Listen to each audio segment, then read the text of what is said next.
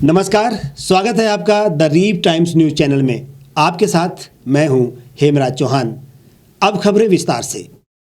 Corona virus के बढ़ते मामलों को देखते हुए प्रधानमंत्री नरेंद्र मोदी ने आज राज्यों और केंद्र शासित प्रदेशों के मुख्यमंत्रियों के साथ बैठक की। पीएम मोदी वीडियो कॉन्फ्रेंसिंग के जरिए मुख्यमंत्रियों से बात कर रहे थे। पीएम नरेंद्र मोदी के साथ हो रही बैठक में कोरोना वायरस के संक्रमण को रोकने पर चर्चा हुई। कोरोना वायरस टीकाकरण शुरू होने के बाद पीएम मोदी पहली बार मुख्यमंत्रियों के साथ बात कर रहे थे। बैठक में टीकाकरण में तेजी लाने और इसमें आने वाली दिक्कतों पर भी चर्चा हुई। महाराष्ट्र में कोरोना वायरस के मामले तेजी से बढ़ रहे हैं और केंद्र सरकार ने इसे कोरोना की दूसरी लहर की शुरुआत बताया है। इसको लेकर केंद्रीय स्वास्थ्य सचिव राजेश भूषण ने पिछले सप्ताह केंद्रीय टीम के दौरे के बाद महाराष्ट्र के मुख्य सचिव को पत्र भी लिखा। महाराष्ट्र कोरोना की दूसरी लहर से गुजर रहा है और संक्रमण को रोकने के लिए कारगर उपाय किए जाने की जरूरत है। इसके लिए ट्रैकिंग, टेस्टिंग, अलग अलग मामलों और कॉन्टैक्ट ट्रेसिंग करना जरूरी है। प्रधानमंत्री नरेंद्र मोदी ने मुख्यमंत्रियों से उनके राज्यों में कोरोना से बने हालात, वैक्सीनेशन की स्थिति और संक्रमण को काबू करने के लिए की जा रही कोशिशों पर फीडबैक लिया। पीएम मोदी ने देश में वैक्सीनेशन ड्राइव शुरू होने से पहले जनवरी में भी मुख्यमंत्रियों से बात की थी। आज भारत में 96% से ज्यादा केसेस रिकवर हो चुके हैं। फैटेलिटी रेट में भी भारत दुनिया के उन देशों की लिस्ट में है जहां ये रेट सबसे कम है। कुछ राज्यों में केसेस कम होने के बाद अचानक से वृद्धि होने लगी है। आप सभी इन पर ध्यान दे रहे हैं, लेकिन फिर भी कुछ राज्यों का उल्लेख हुआ है, जैसे महाराष्ट्र है, पंजाब है, और आप मुख्यमंत्रियों ने भी चिंता व्यक्त की है। सिर्फ मैं कह रहा हूं ऐसा नहीं है, और विशेष चिंता की आप कर भी रहे हैं और करने की जरूरत भी है। हम ये भी देख रहे हैं कि महाराष्ट्र और एमपी में टेस्ट पॉजिटिविटी रेट बहुत ज्यादा है और केसों की संख्या भी बढ़ रही है, बहुत आ रहे हैं। इस बारे में कई ऐसे इलाकों, ऐसे जिलों में भी ये वृद्धि देखने को मिल रही है जो अभी तक खुद को बचाए हुए थे, सेफ जोन थे एक प्रकार से। अब वहां पर हमें कुछ चीजें नजर आ रही हैं। देश के 70 जिलों में तो पिछले कुछ हफ्तों में यह वृद्धि 150% से भी ज्यादा है। अगर हम इस बढ़ती हुई महामारी को यही नहीं रोकेंगे तो देशव्यापी आउटब्रेक की स्थिति बन सकती है।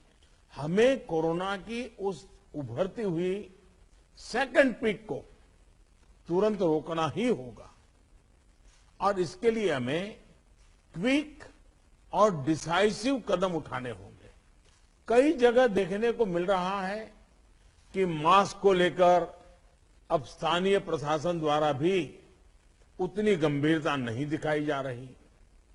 मेरा आग्रह है कि स्थानीय स्तर पर गवर्नेंस को लेकर जो भी दिक्कत है उनकी पड़ताल, उनकी समीक्षा की जानी और उन दिक्कतों को सुलझाया जाना, ये मैं समझता हूं वर्तमान में बहुत आवश्यक है।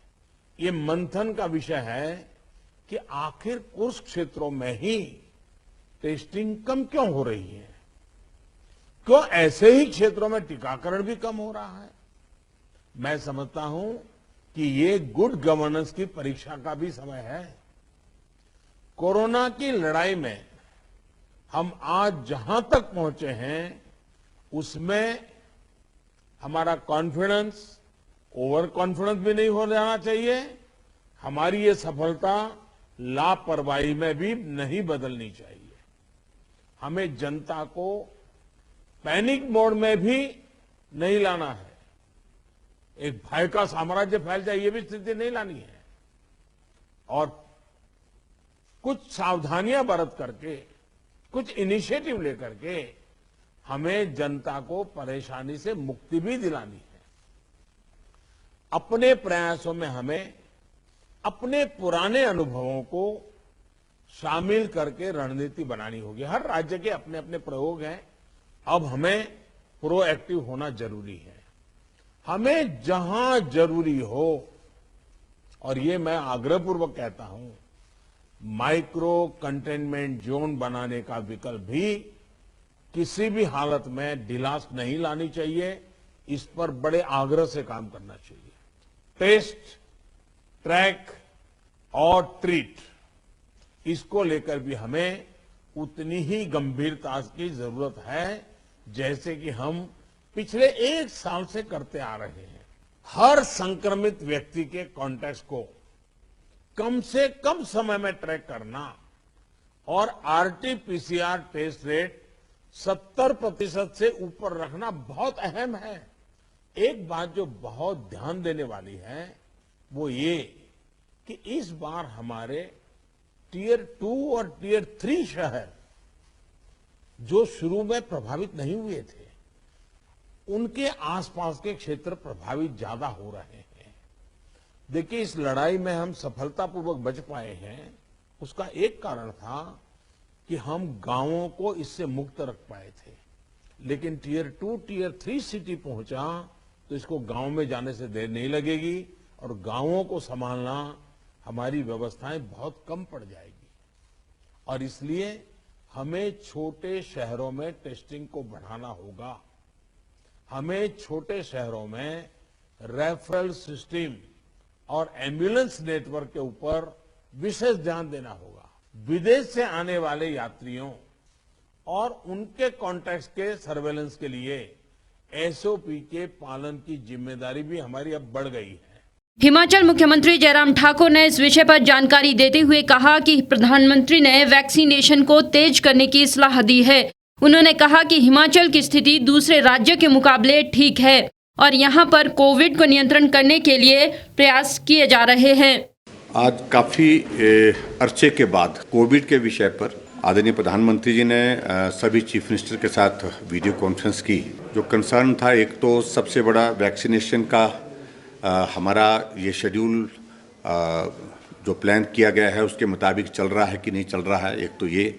लेकिन ज़्यादा महत्वपूर्ण विषय उसमें यह था कि कुछ प्रदेशों में बहुत ज़्यादा स्पाइक आ गया कोविड-19 का पिछले दिनों में, और जिसमें उन प्रदेशों के मुख्यमंत्री से बात की। आने वाले समय में किस प्रकार से इस की तैयारी करनी है उसके लिए आदरणीय प्रधानमंत्री जी ने बड़े सख्त और साफ संदेश दिया है। आज एक तो वैक्सीनेशन के इस अभियान को कहा कि इसको तेज़ गति से आगे बढ़ाने की आवश्यकता है, उसको तेज़ी से बढ़ाइए। जिन प्रदेशों में स्लो चल रहा है उन प्रदेशों में विशेष तौर से उन प्रदेशों के नाम लेकर के आग्रह किया है। उस दृष्टि से हिमाचल प्रदेश हमारा ठीक चल रहा है।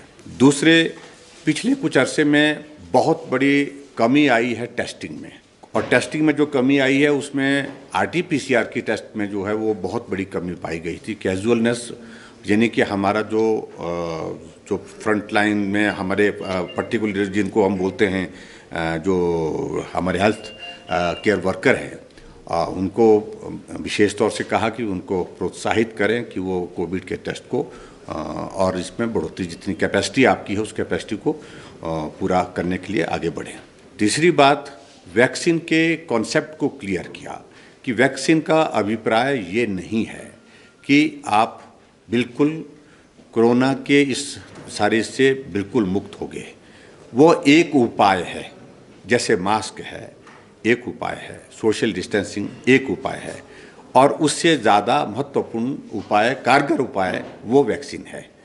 एक और विषय भी आया कि कुछ एक प्रदेशों में ये भी स्थिति देखी गई है कि वैक्सीन की वेस्टेज बहुत ज़्यादा हो रही है। मोर देन 10% जो है वो वेस्टेज आ रही है, और मुझे इस बात की प्रसन्नता है कि हिमाचल उसमें लोएस्ट नंबर पर है। हम 1.4 पर है, यानी कि 2% से भी कम है। सबसे कम वेस्टेज है हमारी हिमाचल प्रदेश में वैक्सीन की। सोशल डिस्टेंसिंग, उसके बाद पर्टिकुलरली ये मास्क लगाना, ये इन बातों को लेकर के प्रधानमंत्री जी ने विशेष आग्रह किया कि इस अभियान में ढिलाई आ गई है और इसको कड़ाई से इसको लागू करने के लिए जोर दीजिए। जो एक विशेष आग्रह किया है, जहां ज़्यादा केसेस निकल रहे हैं तो माइक्रो कंटेनमेंट जोन जो है वो बनाए जाए, उसमें वो बना करके आप जो है उस एरिया को फोकस करें। और एक कॉन्टैक्ट ट्रेसिंग पर उन्होंने कहा, तो उसमें बहुत बड़ी कमी आई है इस बीच में। कॉन्टैक्ट ट्रेसिंग को फिर फोकस करिए ताकि ज़्यादा इसको स्प्रेड होने से, इसको बढ़ने से संक्रमण को रोका जा सके। वहीं हिमाचल स्वास्थ्य मंत्री डॉक्टर राजीव सैजल ने कहा कि प्रधानमंत्री के साथ हुई बातचीत में कई मुद्दों पर चर्चा की गई है और ये आग्रह हुआ है कि एक तो टेस्ट जो हैं उसको बढ़ाया जाए और उसमें भी जो RT-PCR टेस्ट है उसकी संख्या जो है वो बढ़ाई जाए। दूसरा जो है वैक्सीनेशन का नंबर जो है वो भी बढ़ाया जाए, उसको भी जो है बढ़ाएं हम। दिख रहा है सार्वजनिक स्थानों के ऊपर के भी लोगों ने अब थोड़ा सा ये हो गया है कि वैक्सीन आ गई है तो अब हमको जो है ये जो सुरक्षात्मक उपाय हैं 3 प्रकार के उपाय, तो इसको करने की आवश्यकता नहीं है, जो कि एक बहुत बड़ी गलतफहमी है। इसके ऊपर भी बड़े विस्तार से चर्चा हुई है कि प्रत्येक प्रदेश के अंदर जो है ये 3 प्रकार की सावधानियां हैं, इसको लेकर के कड़ाई हो और पुनः जो है लोगों को इसके लिए आग्रह किया जाए, दवाई भी और कड़ाई भी। सामान्य प्रधानमंत्री जी ने ये कहा है कि ये जो वैक्सीन है ये हमको सुरक्षा उपलब्ध करवाती है। हाँ, वैक्सीन का इतना लाभ है कि इस लड़ाई को हम बेहतर ढंग से, सुरक्षात्मक ढंग से हम लड़ सकते हैं। क्योंकि आज का जो सामान्य प्रधानमंत्री जी का जो उद्बोधन था वो प्रेरणा देने वाला भी है और वो जगाने वाला भी है। तो मुझे लगता है कि अब इसके ऊपर जो है हमारे प्रदेश में भी एहतियात के कदम जो है वो उठाए जाएंगे और कोरोना को जीतने की दिशा में जो है हम नई एनर्जी और ऊर्जा के साथ हम आगे बढ़ेंगे। वो SOPs जो है स्थानीय प्रशासन को बनाने के लिए कहा गया है और उन SOPs का जो है वो कड़ाई से पालन हो, ऐसे दिशा निर्देश जो हैं वो जारी किए जाएंगे। अभी यहाँ हमारे प्रदेश में तो कोई ऐसी स्थिति जो है वो दिखती नहीं है, लेकिन बात यही है कि ये 3 प्रकार की सावधानियाँ, इनका आवश्यक रूप से पालन करना ये प्रदेश के प्रत्येक व्यक्ति के लिए बहुत आवश्यक है। कोरोना ने जिस प्रकार से वापसी की है उससे साफ लगता है कि यदि सावधानी ना बरती गई तो भविष्य में बड़ी चुनौतियों का सामना करना पड़ सकता है। इसमें आम नागरिकों का सहयोग बेहद अहम है और किसी भी प्रकार की ढील स्वयं को और दूसरों को खतरे में डाल सकती है। मास्क पहने और नियमों का पालन करें। खबरों में बने रहने के लिए सब्सक्राइब करें द रीव टाइम्स, लाइक और शेयर करना ना भूलें। एक छत के नीचे सुविधाओं का अब उठाएं लाभ। रीव ई-मार्ट में अब पाएं अपनी रसोई के लिए गुणवत्ता और सस्ते दामों पर राशन सामग्री। दालें हो या हो मसाले, आपका किचन ई-मार्ट संभाले। उच्च गुणवत्ता और दामों में बेहतरीन रीव ई-मार्ट में पधारें और पाएं अपनी पसंद के सभी उत्पाद या फिर करें ऑनलाइन ऑर्डर और पाएं घर द्वार पर ही सुविधा। आज ही संपर्क करें फोन नंबर 8219694079 पर, बाईपास रोड, शनान, संजौली, शिमला।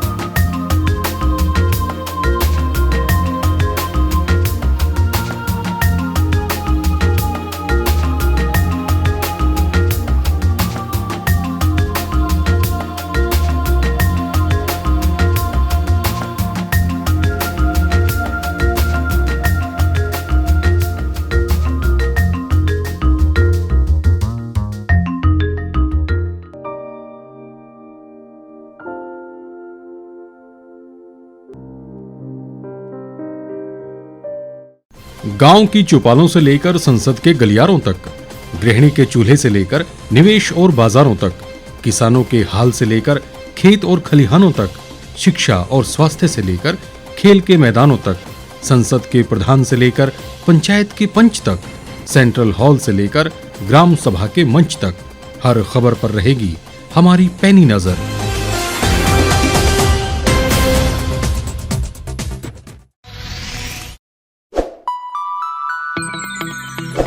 लेटेस्ट खबरों के लिए आप यूं ही देखते रहिए the reap times. Like, share और सब्सक्राइब करना ना भूलें।